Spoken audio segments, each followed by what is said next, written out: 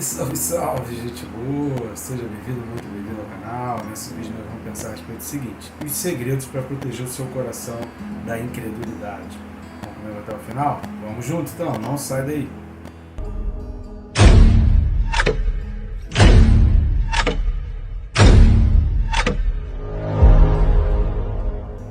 Só que antes não deixe de se inscrever, bem rápido e fácil, você vai clicar no botão que está aqui embaixo, inscrever. Se pronto, já vai estar inscrito. Eu recomendo você clicar no sininho, e clicando no sininho você é notificado a cada vídeo que a gente tem vídeo diário, e assim você se disciplina, você não perde, não deixa passar aquela oportunidade e fica sempre aquele alerta para você estar estudando a palavra. Peço algumas ajudas suas, primeiro curtindo, comentando e compartilhando para ajudar a alavancar o canal e dar aquele indicativo para o YouTube que esse vídeo é relevante, assim ele organicamente vai mostrando para mais pessoas. E também aqui na descrição você tem alguns links onde você pode adquirir os nossos livros. Quem se importa com Deus, que é o livro mais antigo, e o lançamento agora, Perca Peso, Tirando a Trave do Olho. Uma chamada para você olhar para dentro de si mesmo e verificar os seus próprios erros antes de olhar os erros dos outros. Um livro fundamental e essencial, principalmente nos nossos dias. Por isso, você pode adquiri-lo aí no nosso canal na Amazon de forma digital ou de capa comum e capa dura, só na Amazon. Ainda não temos disponível em outros lugares, em breve esperamos assim conseguir colocar também. Posso contar contigo? Que Deus lhe abençoe, desde já agradecemos aí a sua contribuição, sua colaboração. O texto desse vídeo é Hebreus capítulo 3 e o versículo de número 13. Hebreus 3, versículo 13 diz o seguinte: pelo contrário, exortai-vos mutuamente cada dia, durante o tempo que se chama hoje, a fim de que nenhum de vós seja endurecido pelo engano do pecado. Se você não assistiu, assista o vídeo passado, porque esse vídeo aqui é complementar. A gente simplesmente está complementando. Aqui a gente vai dar exatamente a dica, os segredos que esse versículo traz aqui, explícito e implícito. Que aí de cada significado a gente vai extrair um baita princípio bíblico para a gente poder aprender. E no texto passado, no vídeo passado, nós vimos exatamente da necessidade da gente fazer uma gestão, da gente fazer a administração no tempo e a preocupação em guardar o coração. E aqui está falando, o versículo 13 já começa, pelo contrário. Esse pelo contrário é exatamente essa objeção ao que foi dito nos versículos anteriores, no sentido de perverter o coração. Como se Deus estivesse dizendo assim: olha, eu não quero que você perverta o coração, eu não quero um coração perverso, eu não quero um coração que se desvie dos caminhos do Senhor, eu não quero um coração que se apegue ao mal, eu quero um coração que se aparte do mal e prossiga em direção ao bem, abraçado com a palavra de Deus e com as coisas que são do Senhor. E aí, então, entra o versículo 13, onde ele vai dizer a dica para que a gente não permita. Lembrando que se você assistiu os últimos vídeos, principalmente a partir do versículo 6, aí do capítulo 3, nós temos falado.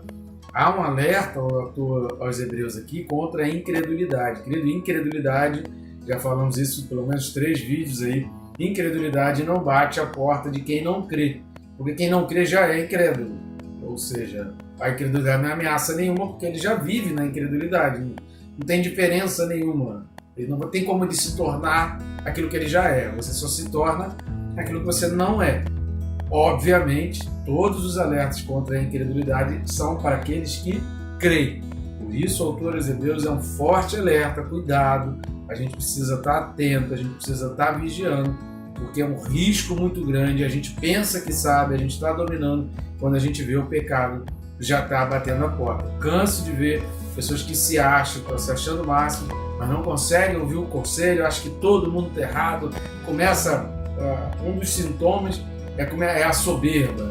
Um dos primeiros sintomas de que o coração está totalmente afastado de Deus e que o pecado já está dominando, que Deus já não faz parte da vida dessa pessoa, é quando ela começa a ficar soberba, ela já não dá mais atenção a conselhos, ela não ouve mais os cuidados, ela acha que sabe tudo, ela acha que sabe mais Bíblia do que o pastor, ela acha que sabe mais as escrituras do que o teólogo, do que o escritor, o cara que escreveu o livro, ele é um burro, eu sei muito mais do que ele, eu entendo muito mais do que ele, esse cara sabe de nada, está escrevendo, a Bíblia, aquele versículo fala isso, ainda cita versículo, parece até o diabo lá no deserto, tentando Jesus, né? Cita logo um versículo 2, não sei o que a Bíblia diz isso, a Bíblia diz aquilo. Mau uso do versículo, ainda usa o versículo de forma totalmente equivocada, totalmente fora de contexto, mas ele se acha, está super inflado. Isso é um forte sintoma de que o pecado já dominou o coração e a incredulidade já bateu. No primeiro problema, essa pessoa não vai ter a disposição de dobrar os seus joelhos, de pedir perdão, de pedir ajuda a alguém, de pedir um socorro, de clamar por um apoio. Não vai. É o que nós vamos ver aqui, os segredos, exatamente disso. Quais os segredos para essa vida sem essa incredulidade dominar o nosso coração e sem ter um coração perverso. Depois que ele dá esse pelo contrário, indicando que agora ele vem a dica para manter um coração puro diante de Deus, vem o verbo exortai-vos. Esse exortar aqui é no sentido de chamar, de convocar. Só que a palavra grega aqui, que é o paracaléu, ela é sempre usada com duas conotações, nós podemos dizer assim, né? Dois vieses de sentido. Um é no sentido da humildade, você está chamando a atenção, mas com humildade, com carinho, com atenção para aquela pessoa. E a outra coisa é sempre com o objetivo de fortalecer, de edificar. Esse negócio de achar que exortar é dar bronca para acabar com a pessoa, já ouviu? Tem gente que às vezes fala assim, não, vou acabar com fulano, isso não vai ficar assim não. Porque a Bíblia fala para exortar, e chega lá e descasca em cima da pessoa. Qual o objetivo? De destruir a pessoa, de aniquilar a pessoa, de acabar com a pessoa, de fazer a pessoa se sentir a pior do mundo? Não é essa a palavra paracaléu, não é essa a palavra exortação na Bíblia. Na Bíblia, a exortação é aquele sentido de chamar, de encorajar, de fortalecer. Você vai chamar a atenção, você vai chamar para você vai atrair.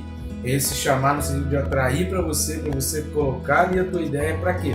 Para fortalecer a pessoa verificar realmente que está no caminho errado, que ela precisa ter uma mudança, que ela precisa ter uma conversão. Sempre com humildade e sem orgulho. Não existe ação na Bíblia de um cristão com orgulho e sem humildade nenhuma. Sempre, qualquer exortação ou admoestação, sempre com humildade e sem orgulho. Não é por orgulho, é para ajudar a pessoa. Pode acontecer daquela pessoa dar as costas, não querer ouvir os conselhos, ela ser uma nécia, né? A pessoa totalmente nécia, um tolo, como diz a Bíblia, que não dá ouvido a conselhos, não ouve o conselho e aí acaba tropeçando e ela vai assumir os próprios riscos. Pode acontecer. Mas o nosso objetivo sempre, primeira coisa que deve estar na nossa mente, ao chamar a atenção, ao querer chamar a atenção de pessoas, né, exortar, é ver aquela pessoa bem, é encorajar, é fortalecer e manter aquelas pessoas sempre firmes no caminho. Só que aí essa exortação não é uma coisa de que só eu exorto. Repare na expressão mutuamente cada dia. Aqui, mutuamente cada dia, tem um princípio fortíssimo. Primeiro porque mutuamente é uns aos outros. Hoje eu exorto, amanhã eu posso ser exortado. Eu exorto fulano hoje, Beltrano, amanhã ciclano pode me exortar Beltrano. O Beltrano que foi exortado anteontem, ele pode de repente hoje vir querer me exortar. Então quando está falando de mutuamente a cada dia, está falando nessa troca, nessa parceria. E o que esse mutuamente a cada dia vai envolver? Quais são os fatores que nós vamos perceber aqui? 3 fatores básicos para que haja essa exortação mútua dia a dia. Você precisa de 3 fatores básicos, condição sine qua non. É aquela condição ali que sem aquilo deixa de ser uma exortação mútua, deixa de ser uma exortação mediante a palavra de Deus. A primeira coisa é a convivência com as pessoas. Quando está falando a cada dia, está falando de uma convivência, está falando de um grupo de pessoas que convivem, está falando de um grupo de pessoas que estão sempre se encontrando, está falando de um grupo de pessoas que estão vivendo, que estão reunidos, que estão tomando decisões em conjunto. Então é óbvio, não tem como ter uma exortação mútua.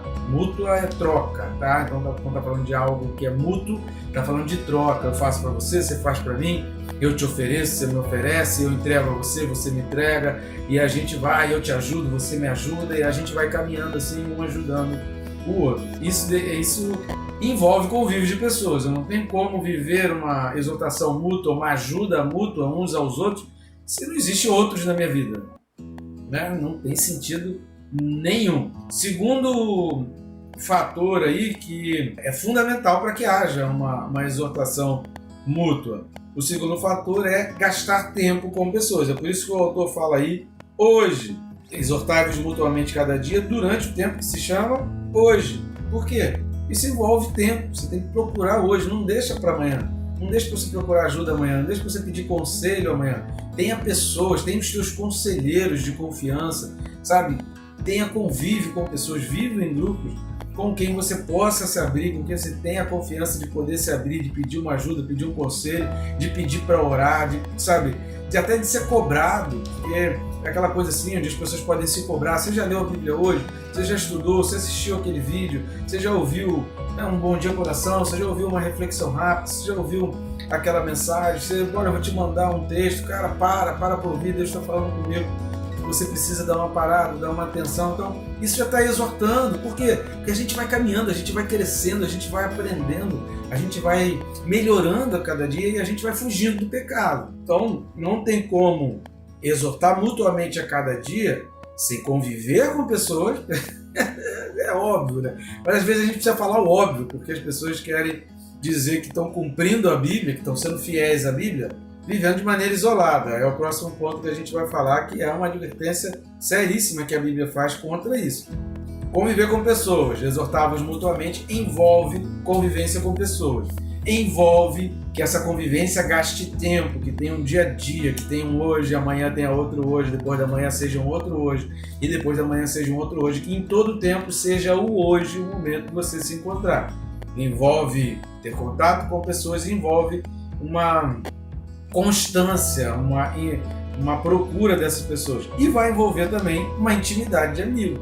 Porque para ter uma exortação que gere fruto, que fortaleça, como a gente falou, que é o sentido da palavra aqui, para que haja aquilo que o autor dos Hebreus está indicando que precisa ver, cara, o cara tem que ser teu amigo, você tem que ter uma intimidade, você tem que ter uma confiança, tem que ter um grau, sabe, de intimidade. Isso não consegue com menos de 1 quilo de sal caminhando junto. Precisa ter uma caminhada um pouco longa ali, de comer 1 quilinho de sal junto com a pessoa. Quando acabar aquele quilinho de sal, aí você pode dizer, poxa, não, realmente, então a nossa vida está uma vida que tem mais aproximação, ele sabe quem eu sou, eu sei quem ele é, e assim a gente está vivendo num grupo, a gente pode se ajudar a chorar, entendeu? Então envolve isso, exortar mutuamente, envolve conviver com pessoas, envolve ter uma constância com aquelas pessoas, envolve considerar aquelas pessoas como teu amigo, para você poder ter uma intimidade suficiente, capaz de exortar e manter a amizade, como também de ser exortado e manter a amizade.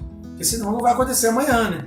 Se você não tem intimidade com a pessoa, você fica na bronca porque a pessoa te chamou a atenção, isso não vai acontecer amanhã, vai ser a última vez e você vai dar as costas e não vai querer mais saber do convívio com aquela pessoa. Não é esse o sentido que o autor está falando aqui, do segredo para a incredulidade não entrar no teu coração e não achar morada no teu coração. O segredo para a incredulidade não achar lugar no teu coração é você conviver com pessoas, você ter intimidade com essas pessoas, você conseguir se abrir com essas pessoas, você conseguir ouvir essas pessoas e ser amigo também, você conseguir ter amigo daquele grupo e ser amigo também daquele grupo, você ter pessoas com quem você possa, sabe, dar um telefonema, parar, ficar horas e horas, sabe, numa chamada de vídeo, se estiver distante, ou num telefonema que seja, mas você ter pessoas com quem você possa contar e ter esse grau de intimidade, de poder chorar junto, de poder se alegrar junto, mas de poder se exortar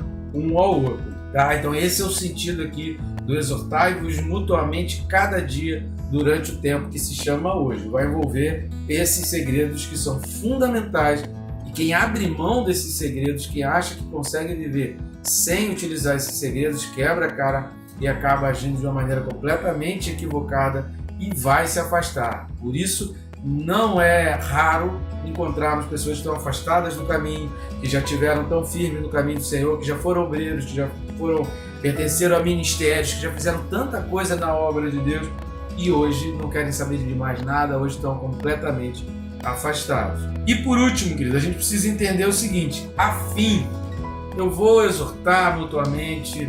Essa exortação vai envolver convívio, vai envolver um convívio contínuo, vai envolver intimidade, tem que ser hoje. E esse afim vai dar o objetivo desses encontros, o objetivo dessas exortações, o objetivo de termos pessoas próximas. Para quê? Para que nenhum de vós seja endurecido pelo engano do pecado. O que o autor está querendo deixar aqui é que fugir do convívio de pessoas, não ter pessoas crentes, cristãs, firmes. Eu não falei isso lá atrás, eu achei que ficava evidente, que era meio óbvio, mas deixa eu abrir um parênteses para falar o óbvio, que para alguns pode não ser tão óbvio assim. A gente está falando aqui de um convívio com pessoas que são cristãs, que buscam orientação do Senhor, que são cheias do Espírito Santo, que têm a direção de Deus, que são firmadas na palavra, exortação baseada na palavra, sabe? A exortação mútua a cada dia, uns com os outros aqui, que leva a crescimento, que fortalece, é a exortação pela palavra, é a exortação na palavra, é a palavra de Deus, é te voltar para a palavra, porque senão não tem sentido, né, querido? Falar contra o pecado sem palavra de Deus.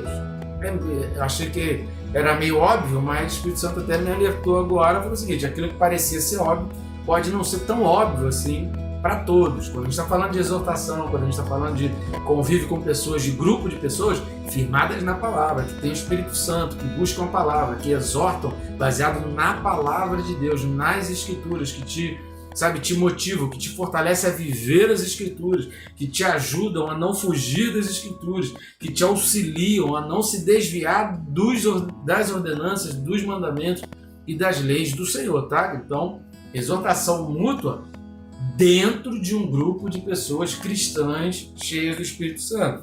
Porque qual é o objetivo? Que nenhum de nós seja endurecido pelo engano do pecado. Estar longe de um grupo de pessoas cristãs cheias do Espírito Santo que se aproximam da palavra, o autor está dizendo: se você foge disso, você está caminhando na direção de um coração endurecido pelo engano do pecado. Preste atenção que o autor vai falar aqui que o pecado ele é um engano, as pessoas vão sendo enganadas. Se é um engano, você precisa entender o seguinte: há uma artimanha, há uma proposta, sabe? Há um poder de convencimento, há uma persuasão no pecado para fazer você achar que aquele pecado é coisa boa. Senão não tem engano, né? Como é que uma pessoa vai se enganar com uma coisa que é óbvio que é ruim? Então o pecado ele vai tentar mostrar para a pessoa que ele tem um viés bom, que ele tem algo de bom, que algo de bom pode acontecer com aquilo dali para poder enganar. Logo, precisamos estar atentos com relação a isso, porque muita gente, pelo fato de estar na igreja, não significa que é salvo. Lembra que a gente falou desde o início aqui da carta aos Hebreus que a salvação a gente só vai ter certeza lá no final. A gente não tem como ter certeza, não é porque a pessoa está pregando, está subindo em púlpitos, sabe, está cantando, é ministro, faz parte disso, faz parte daquilo, significa que a pessoa seja salva. Não se engane, não se iluda. A gente pode ter muitas surpresas na caminhada. Por isso, várias vezes o autor vai falar até o fim. Você prestou atenção em vários versículos aqui da carta aos Hebreus, vai falar até o fim, vai falar de prosseguir, de não deixar, de não abandonar, de não largar, de se manter firme até o fim. Há essa expressão, até o fim, porque você pode passar muitos anos da vida e no final, tipo o rei Asa, né? O rei Asa passou 35 anos, olha, show de bola, o cara fez tudo que era direito. No finalzinho da vida, o cara deu aquela escorregada, e aí Deus até achou melhor recolhê-lo logo, deu uma enfermidade, ele ficou doente e morreu, recolheu-lo logo antes que ele fizesse mais besteira. Mas ele estava indo muito bem, cara, durante 35 anos ele foi maravilhoso. Mas em pouco tempo depois, ele se desviou. Os objetivos, se nós dermos as costas para o caminho, se nós dermos as costas para as pessoas que nos aproximam de Deus, se nós dermos as costas para aquelas pessoas que estão nos ajudando, nos convidando para uma célula, nos ensinando a palavra, montando grupos para estar estudando a palavra, se nós dermos as costas, os objetivos já não serão os mesmos. Cada objetivo, ele é atingido de acordo com uma escolha que a gente faz. Escolhas diferentes vão levar a objetivos diferentes. Caminhos diferentes vão levar a finais diferentes. A coisa de dizer que todos os caminhos levam a Deus, mentira não é. Há caminhos que Jesus fala sobre isso, a gente precisa olhar para as Escrituras e o que as Escrituras dizem. A palavra de Deus diz que Jesus fala que há caminhos que levam para a morte, há caminhos que conduzem para a perdição, e a porta é larga e tem muita gente caminhando por esse caminho que conduz à perdição. O caminho que conduz à vida é estreito, é pequeno, é apertado, não é fácil, mas o final dele é melhor do que o outro caminho, que o início é bom. O caminho de Deus, o início não é ruim, a caminhada não é ruim, porque você tem o Espírito Santo que está sempre te consolando, te ajudando, e aí a dificuldade para você não é no mesmo grau que a dificuldade de quem está longe dos caminhos do Senhor, porque Deus te orienta, Deus te sustenta, Deus supre a sua necessidade, Deus te socorre, Deus abre uma porta, Deus coloca uma pessoa no teu caminho, Deus está sempre, se você tem humildade para ouvir a voz de Deus, Deus está sempre te ajudando.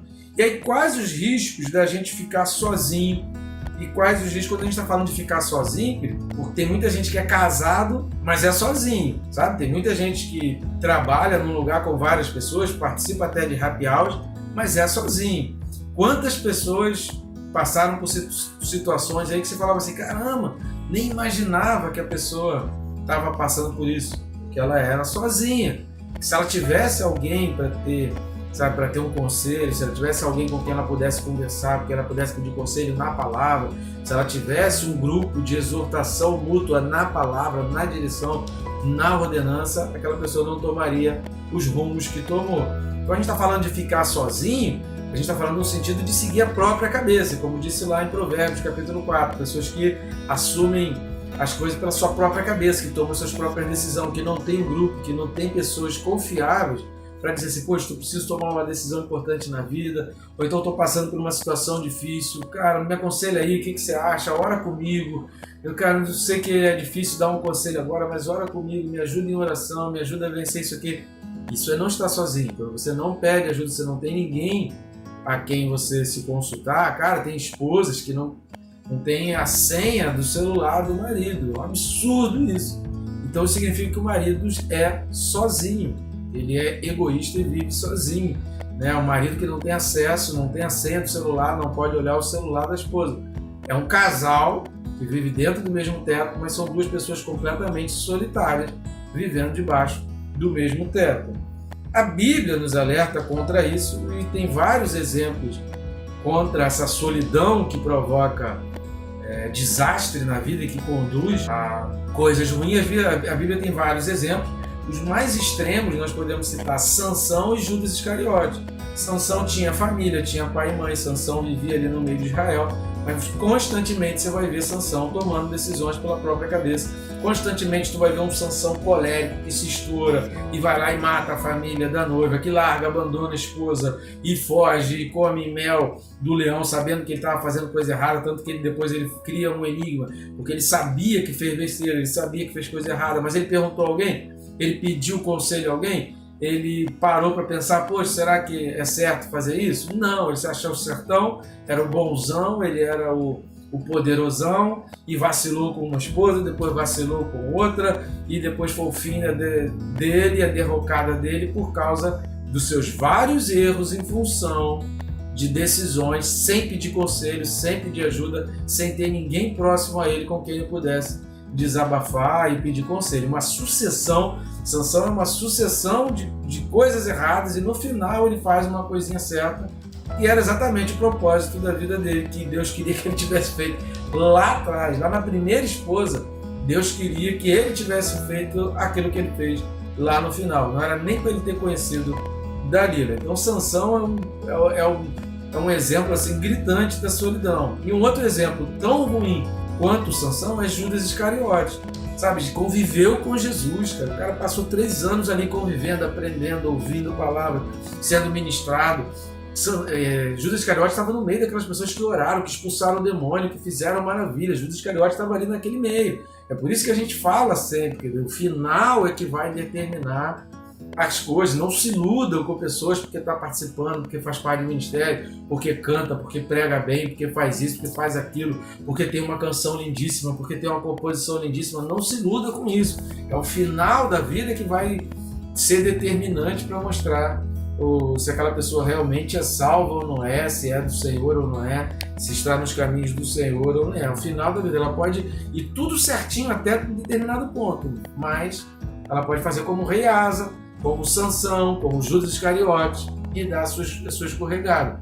Não tem um versículo na Bíblia que você vai ver Judas Iscariotes se abrindo, Judas Iscariotes pedindo conselho a Jesus, Judas Iscariotes pedindo ajuda aos outros discípulos, Judas Iscariotes dizendo que estava em crise, Judas Iscariotes dizendo que não estava entendendo as coisas que Jesus estava pregando. No momento nenhum você vai ver Judas Iscariotes conversando com quem quer que seja, indicando que ele era humilde, que ele pedia conselho, que ele queria ajuda. E uma outra pessoa que conseguiu ainda endireitar a vida foi Davi. O pior momento da vida de Davi qual foi? O momento que ele ficou sozinho lá no palácio enquanto o povo estava na guerra. Ele não pediu orientação, ele não estava ouvindo conselho, ele estava achando que a vida dele estava o máximo e ele ficou ali, sabe, ali do palácio, então comete pecado. O coração dele era um coração bom, ainda bem que ele conseguiu superar aquilo dali, reconhecer e ter a humildade de identificar que ele errou e que ele não deveria ter ficado sozinho, que aquela solidão não fez bem para ele. Solidão sem Deus é algo que conduz à perdição. Um grande segredo aqui é você conviver com pessoas que te aproximem de Deus, conviver com pessoas que oram contigo, conviver com pessoas que te aproximam das Escrituras, que te aproximam da palavra, conviver com pessoas que te exortam e que ouvem exortação tua.